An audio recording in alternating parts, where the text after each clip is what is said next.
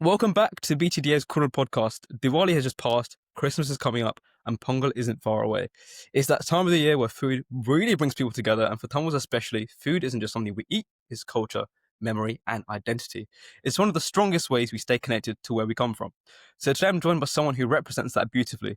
Brin Pirathapan is a chef, former veterinary surgeon, and winner of MasterChef UK's 20th series. Brin's cooking blends tradition with creativity in a way that blew the country away. And through social media, he is great at making complex dishes feel completely doable. Brin, it's brilliant to have you here. Welcome to the show.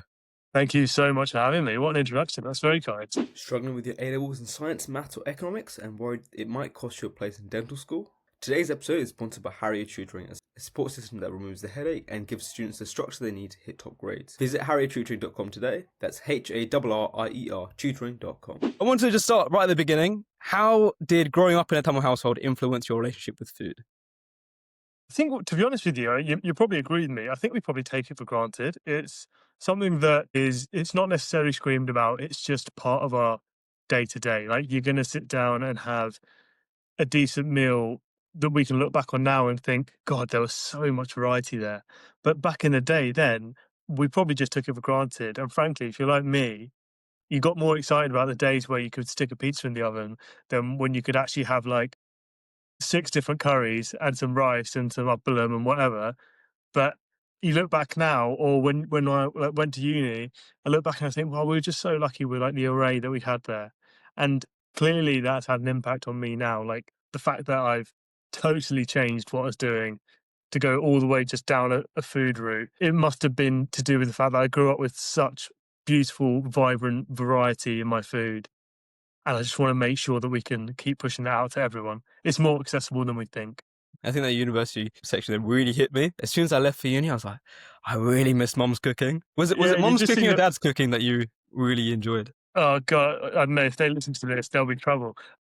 I know that throughout like my entire life, there's always been there's always been kind of waves where one will do more of the cooking than the other, and you'd have like waves of dad getting back into the kitchen and wanting to always be there. It's got to be an absolute mix, I think. Like when you think about, it's probably similar in your household.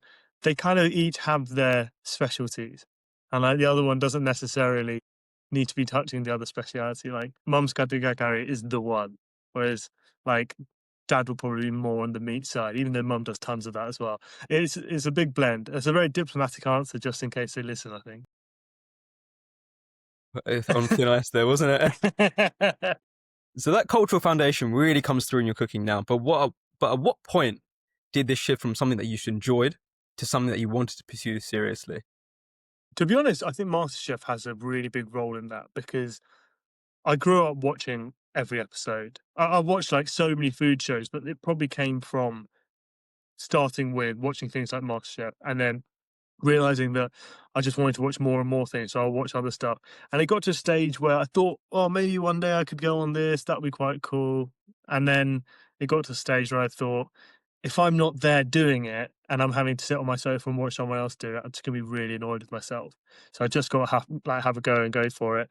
And it was at a time where I wasn't necessarily the happiest in my career. And not that I thought I'd ever make a career out of it, but I just thought there's nothing to lose. As long as I don't get knocked out in the first round, I'll be happy. So I just thought, why not just do it? So when you went through like the MasterChef process, was it like severe like imposter syndrome because you had come from a completely different world, whilst other people may have grown up dreaming to be a chef as their number one career? I think, I mean, to be honest, the imposter syndrome thing is something that doesn't go away. I don't think I've suddenly felt like I kind of deserve to be here or anything. It's just the way the human brain works. You never think you're good enough for where you are. But the one benefit of that was I went into it and I never ever thought to myself, I'm better than anyone around me. I just always assumed they were going to cook their best and it was going to be better than me. The only thing I could focus on was nailing whatever I'd planned. So that was quite a nice thing to have no kind of pretense of being good or better than anyone, where I almost utilized the imposter syndrome to just push myself harder, which isn't always a positive thing, but in some certain scenarios like that, it's a good thing to use. And especially because you had a completely different background from anyone else that was on the show, right? Being a veterinary surgeon. So the skills from your veterinary background, which of those carried over to your cooking? Oh, I mean, there must be tons that carried over during the show and also carry over now. But you've got to think of things like when you look at the plates that I was serving up back then on the show, firstly, there were just so many elements to every single thing, which is quite insane when you look back at it. But on MasterChef, you've got to stand out. And to juggle all of those elements in like an hour and a half of cooking, there is such a mirror on what you're doing in a veterinary practice day to day. You're juggling a ton of inpatients whilst you're trying to sort out the consults as well. You've got people asking you questions left, right, and center, but you have to make sure all these plates are spinning and spinning properly. And that carried into the pressure of the MasterChef kitchen so easily for me. Not necessarily easily, but it wasn't like I was adding on another level of stress. It was just the stress of my day to day, but I was just cooking with it instead. And then when you look at the plates, there was a lot of intricacy in them. I think I like to make sure that the plates looked good and looked impressive. And that kind of intricate, almost surgical, I guess, precision to the way that I wanted to plate things up definitely came from the fact that I was very much a surgical vet when I was working as a vet. So it was essentially just being in theatre without any scrubs on and without a cap on. Yeah. So I feel like that also like contributed to your like really unique style as well. So a lot of that comes from like your creativity, but where does that creativity come from? Or I mean, so many places. I think one thing I really realised when I've come into this industry is when I was a vet, I was essentially like a very creative person, but stuck in the industry that wasn't creative. Like you can't get creative with surgery or a pet's life. Like you just need to stick to the rules.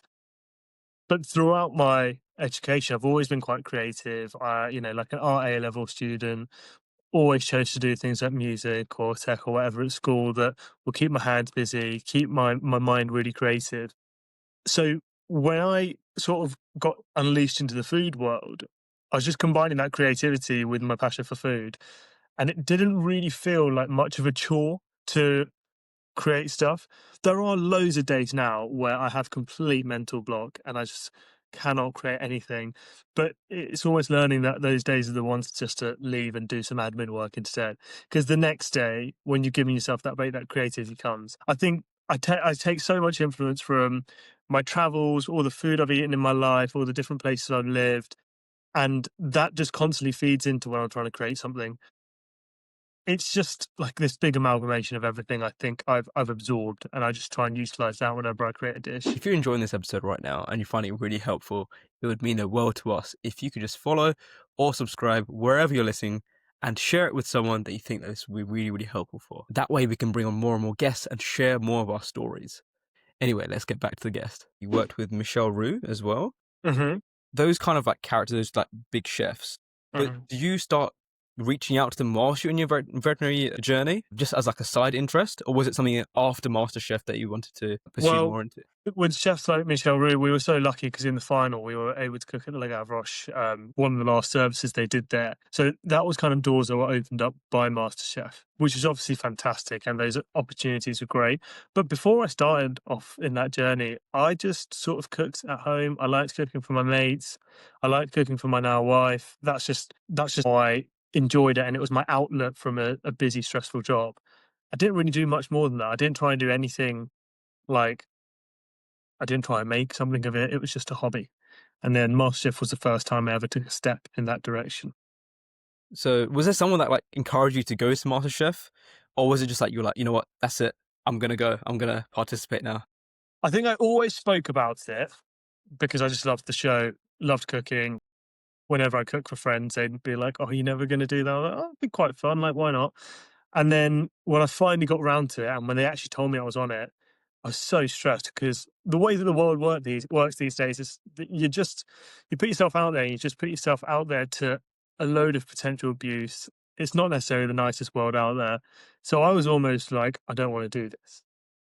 I think my wife, after hearing me talk about it for so long and knowing that I probably had more potential than I thought I had, was a bit like, you're gonna do it. And she did push me at that point, and I'm glad she did, because if I had let those demons kind of take control there and I just decided not to go and do it, I would probably still be stuck in a job that I wasn't very happy in. So Yeah.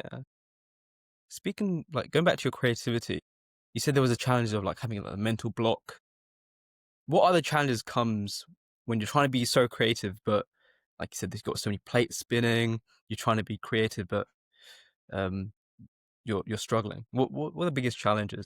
yeah, I mean, there's a lot. I think you got to remember that this is also a totally new career for me as Mm, well. So not only are you battling with creativity, you're battling with wanting to always do the right thing. I've learned from this process and through MasterChef that I'm a massive perfectionist, and that's good in some ways, but it is also such a hindrance to being productive because I find it difficult to do things without doing it to the best, and it's very rare that I ever think I've done it to the best. So that can be quite a challenge as well. Mental blocks, absolutely, they are a thing that just exist in terms of any kind of creative industry. But to be honest with you, I don't focus that much on the other challenges because I do feel like I get to wake up every day and do something I really enjoy. I don't mind waking up early and getting cracking, and I think that's the kind of beauty of doing this job for me now. It's my own life, it's my own career, my own industry, and I just push through whatever the small challenges are that kind of come your way. And it's all new, so I'm just learning constantly, which is quite cool, but also very stressful. is that why you're also like posting so much to your Instagram? So think I've been following your Instagram for about 2 years now, just watching all your different series. And one thing that I kept coming across was all these dishes on their own, they look so complex, but the way that you present them on your Instagram, so I think it was like your masterclass series Hmm. that you did, perhaps I think it was about a year ago. That dish looks incredible, but you make it seem so like seamless and approachable. So is that like one of the goals of your Instagram page? Yeah, see, that's one of the things that I kind of learned early on. When I'm currently still working out what the right thing is, and especially at that time, I didn't know what the right thing to do was. MasterChef pushes you into a realm of trying to cook really like fancy stuff and do tons of elements, and it's not realistic in terms of what people might want to cook on a Tuesday night or a Thursday night or even a Saturday. And I realized that the best content of food that I could create was just to cook the way that I've always cooked. And that essentially is not having a massive budget because I kind of started all this when I was at uni and using flavors from all over the world to just elevate the most basic ingredients. And when I started doing that on my Instagram and on my TikTok, I realized that that's really what everyone wants.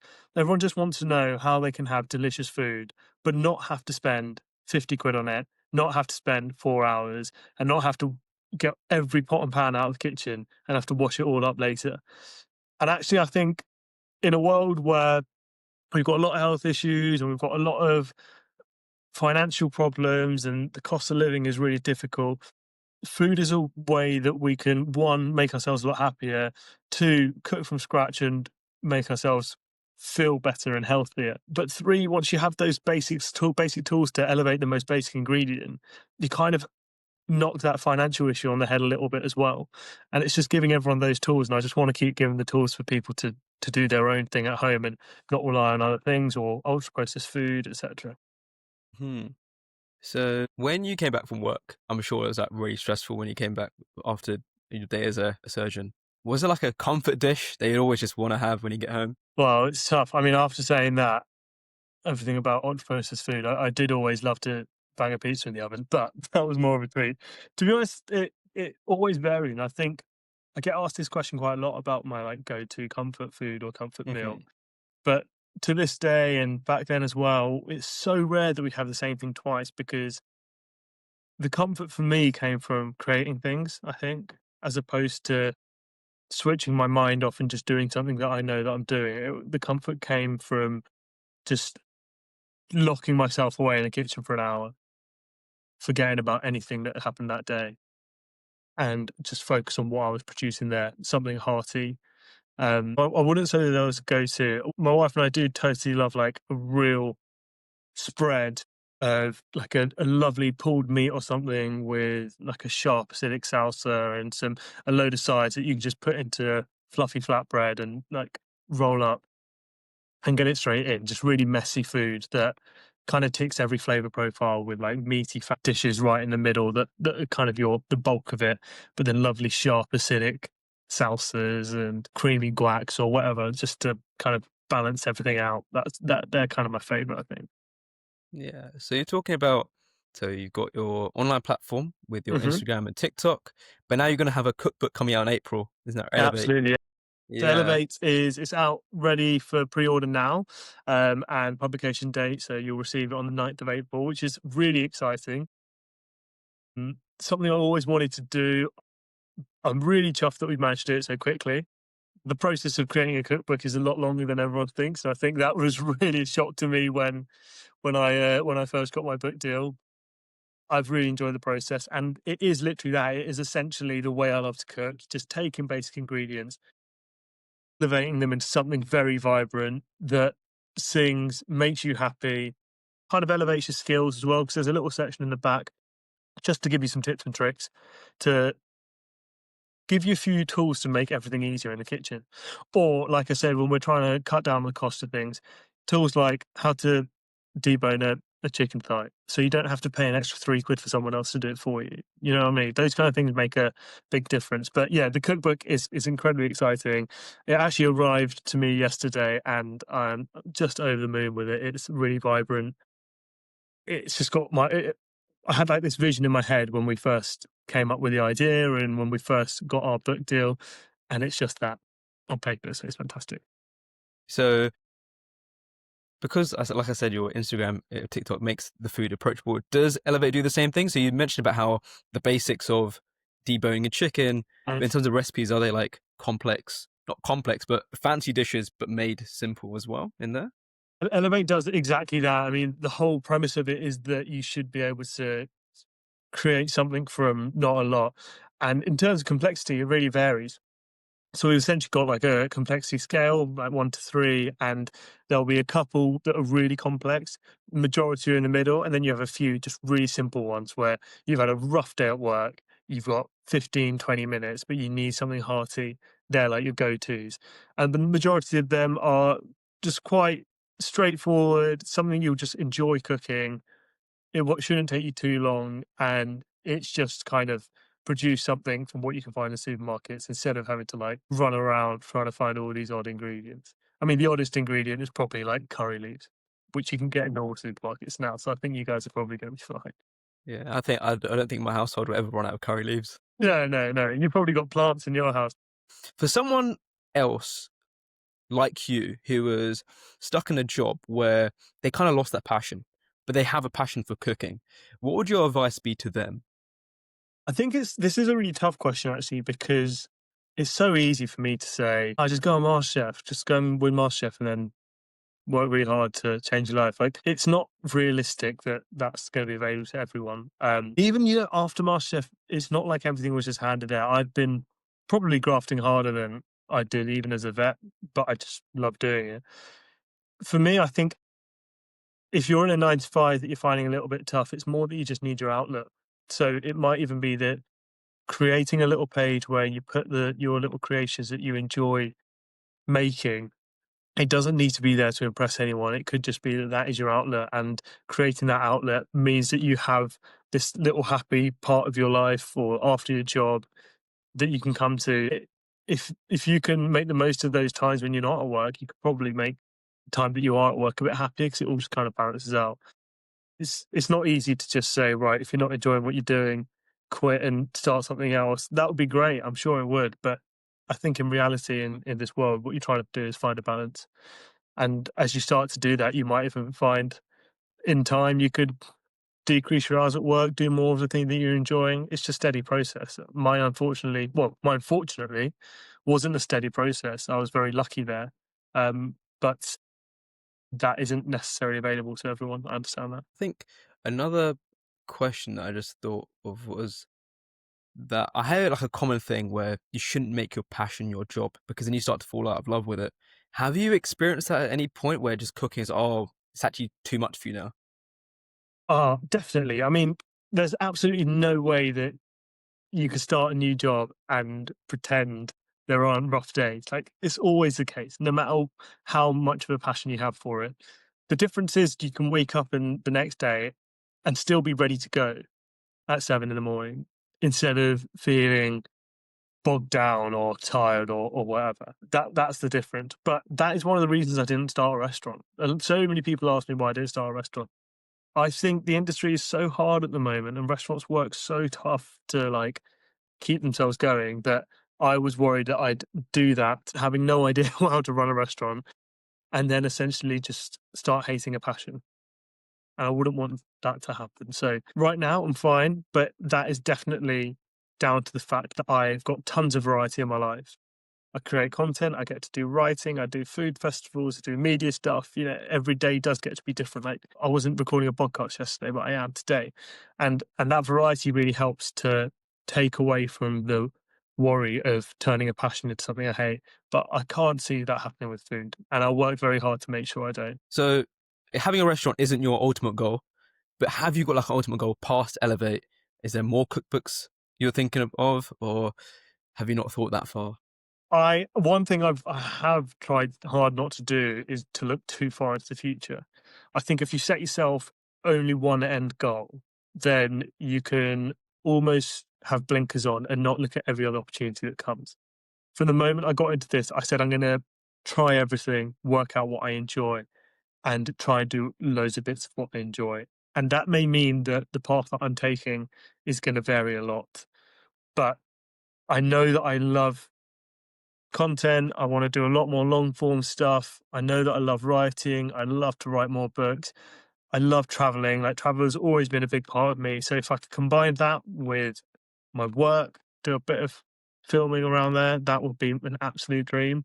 Um, but there's stuff in the pipeline that is also incredibly exciting that I know is going to be even more variety in what I'm doing now. So it's just taking on every challenge as it comes and trying to make as many opportunities as possible for me. Watch Wow. this space, I guess. So, Bryn, this has been incredible. Thank you for sharing your journey, your story, and giving us a glimpse into your new cookbook, Elevate. So I know like the listeners are going to take so much away from this. They might even go start cooking now. I You hope might have so, yeah. inspired them. Yeah. So before we wrap, where can we go and pre-order Elevate? So Elevate is available in most of the standard places, Waterstones, Amazon, Foils, etc. If you head to my Instagram, there's a little link there that's got a list for all the places you can go and get it.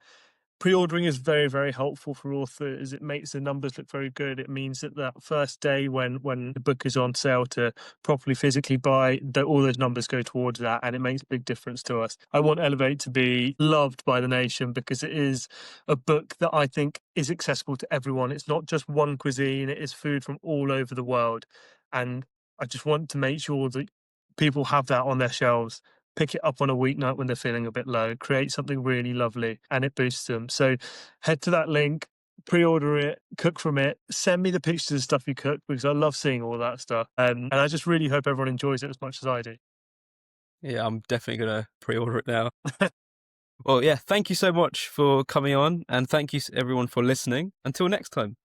Thanks, everyone. Cheers.